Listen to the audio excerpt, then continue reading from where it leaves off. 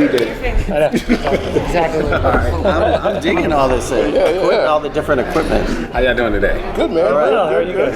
Good. Big fan of season 2. Already watched it. Love it. Yeah. Excellent. Good. Yeah. Excellent. Same. And congratulations on the season 2. I was kind of shocked upon knowing it was available and it was coming. Pandemic, it's a lot of things that didn't really come down. So like to get it done, just congratulations to that. Thank you. I'll start with a soft question. What was the reception from the audience here live at WonderCon, which is amazing back in person? Yeah. What was their reception to seeing the episode? It was great.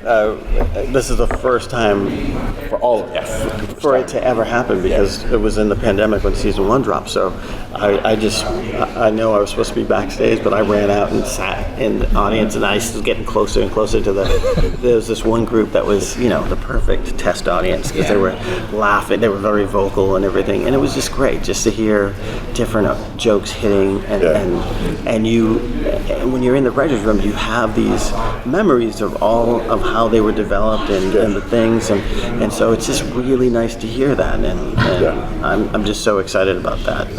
And we're doing another screening up in San Francisco tomorrow, and it's already, people are texting me going, "Can you get me in?" So, very excited by that. So. All right.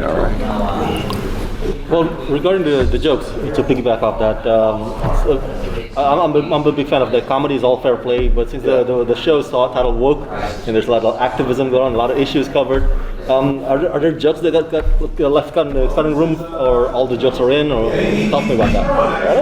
I don't recall anybody telling us no. Okay. I don't recall anybody going that's out of bounds. Okay. But then again, I don't think we're like that anyway. Right. Yeah. Yeah, I mean, jokes die in the room because they're not hitting, or but it's not like we put anything in there and they're like, nah, you gotta get that. Thank you. So what goes into picking what issues to attack? Because obviously we have a plethora of issues. So in the writing room, how do you guys brainstorm on we need to address this one? This is important. This issue. I think that's a struggle that Keith has in season 2, in that my woke is not your woke. Right. I care about these ducks, you care about the tree, but I mean, how do you process that, right? Woke is not one thing, it's multiple things, and I think Keith finds that out this season. And so as far as, I don't think we ever wanted to talk about an issue, and sort of, discuss that and give you ways on how to fix this issue. It's just the exploration of woke itself in season 2, where we've moved from 2020 to now 2022. Woke has become commodified. It's become big business. It's just how do you navigate that world?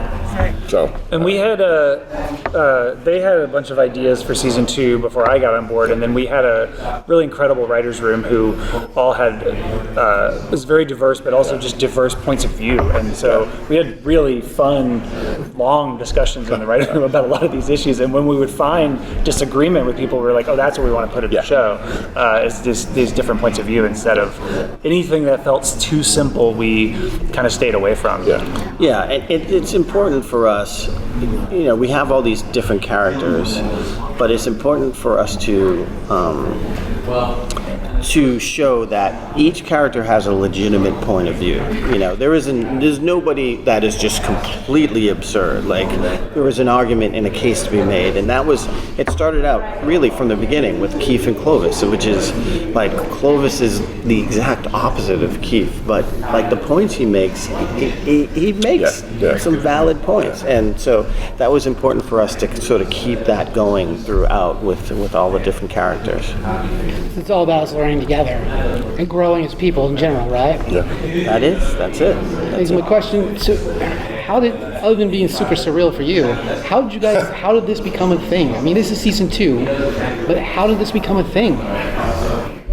The show became? Yes. How did it become a thing? I have my beliefs that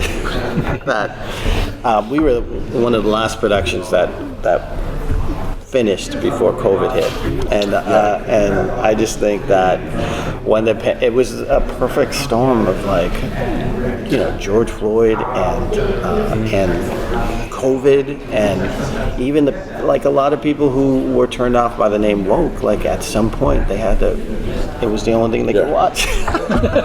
No, but it's just like, there were so many people who wrote like, oh my God, why didn't somebody tell me woke was funny? These reactions like, hey, I know I'm late to the party, but like, this is funny. And so I still see that all the time.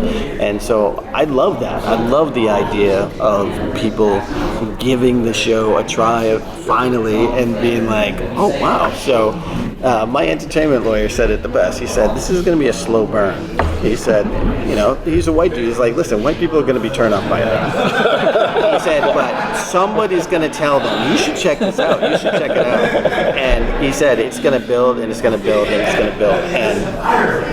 And I will say another thing, just from visits from the sets, from the executives,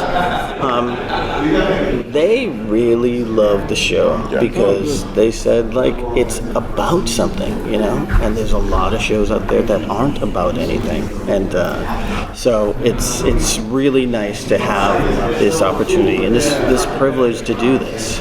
And I honestly believe, and I'm a bit biased, but down on that floor, there's 1,000 shows down there that Hollywood can make that would be not as good as ours, but but there's opportunity in this industry to develop so much more stuff. That's awesome. Thank you. Who would you say that your target audience would be for the show? Me. See, here's the thing, and I say this all the time, you have to make stuff that you'll watch. That I make comics that I would read, and I don't think I'm so unique that I don't fit, there's a ton of people who think the way that I do, and that you can't anticipate what people are gonna like. You can't answer to Twitter. You can't go, this is what they say on Twitter, so we have to answer that. You have to make something that you like, and then that's the thing. When we finished the first season, I was like, you know what? When we finished the pilot, I was like, you know what? It's not in our hands. We did our best, and so when you get it, like if it didn't go, I'm not content, but like I am at peace. There's nothing that I was like, oh, maybe we should pull this punch, maybe whatever. It's just like you go for it, and you have to go full throttle. And I'll take that all the way back to even pitching the show. Like when you go into a network, I swear they try to intimidate you with all their big successful posters, all the shows, and you're walking, and they make you feel smaller when you go in. You're like, oh man, and it's just, you go in there and you have to go in with the mentality like, they need me. Like they don't have what I can do, and so you go in there and that's the way you gotta behave. And, it can be problematic if it goes to your head. And it's like, but you have to have that mentality when you pitch the show, and I think you listen to positive outside voices, influences, and I think, but there's so much negativity out there, you can't waste your time just listening to that, it's terrible. To kind of play off of that, the word woke obviously has a lot of reaction to it from a lot of different people. So how do you guys stay focused on what it really means, the authenticity of woke, without getting caught up in the commerciality and in the negative reactions? For me, I just, I know that there's people out there that will just dismiss there's people whose job it is to look up woke, anything that is woke on the internet, go in there and say, F this woke stuff, that's their job. That's what they do. And again, that's gonna exist. That's always gonna exist. Woke is the new politically correct. Oh, we have to be woke. You could see it's being vilified. It's being and listen, you can't waste your time, crying tears over that. It's just like you go out there and you create and you hype the show, and hopefully, people will see it. And we also try to address that in the show. I mean, we have a character who is an activist and gets mad and says, "Don't call me woke." So it's we try to really explore that word has become so loaded and is now used by people mostly who are using it to disparage other people. Yeah. And that was not the case when you first made season 1. So it's changing quickly. Yeah, but it's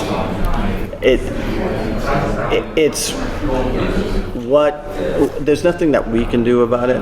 All we can do is lean into it and have fun with it. I have Ron DeSantis with a sign that says "Stop the Stop Woke Act." And I'm ready to drop that for season 2 and just say it's ready to go. Here we go. I know we're on time, but I just feel like this is a super important question because this show has a vast amount of responsibilities, but as I look across the table as black men with these responsibilities, I need to know, how do you create the balance and stability in your life carrying such a heavy purpose?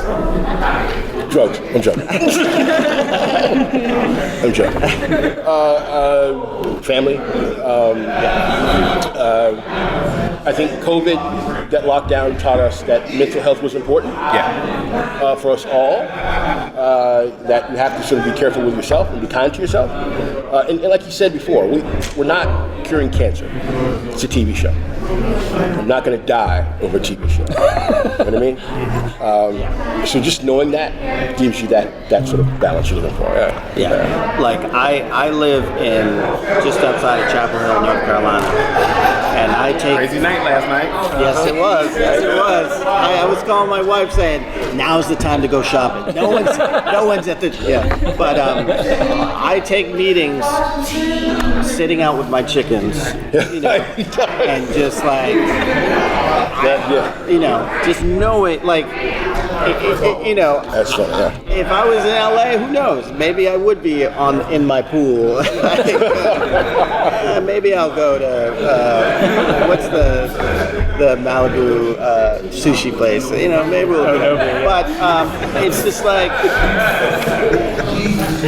I know how this all started, and how it started from humble scribblings, a pen and a piece of paper, and it's something I'll always do, and I'm just thankful that it's gotten to this point, and I don't see it as a heavy burden. I see it as